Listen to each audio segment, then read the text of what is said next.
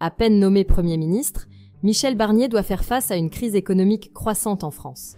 Après les retraites, c'est maintenant l'assurance maladie qui alerte sur un déficit inquiétant. Si aucune mesure corrective n'est prise, le déficit de la branche maladie pourrait largement dépasser les 11,4 milliards d'euros prévus pour cette année, selon les déclarations de Thomas Fatome, directeur général de la Caisse nationale de l'assurance maladie. Le problème de l'assurance maladie suit de près celui des retraites, mis en lumière par le Conseil d'orientation des retraites.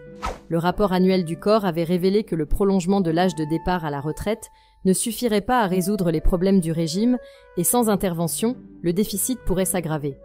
De la même manière, Thomas Fatome alerte que le déficit de la branche maladie devrait rester à un niveau historiquement très élevé, à moins que des mesures immédiates ne soient prises.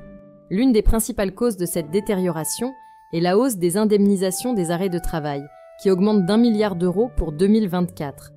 Face à cette situation, la Caisse nationale de l'assurance maladie souhaite s'assurer que les ressources disponibles sont bien utilisées, notamment en surveillant de près les dépenses liées aux arrêts de travail.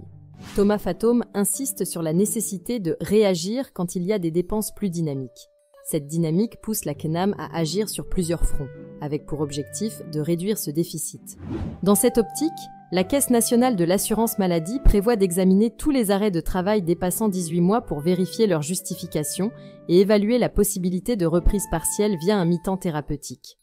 De plus, elle compte travailler en collaboration avec 7000 médecins généralistes afin de mieux contrôler la situation. Thomas Fatome, ce déficit constitue une préoccupation majeure et il exhorte le gouvernement et le Parlement à prendre des mesures rapidement. Parmi les solutions proposées, la création d'un nouveau système d'indemnisation, plus sûr et plus équitable, est évoquée. Si la vidéo d'aujourd'hui vous a plu, n'oubliez pas de vous abonner pour ne pas manquer nos prochaines vidéos.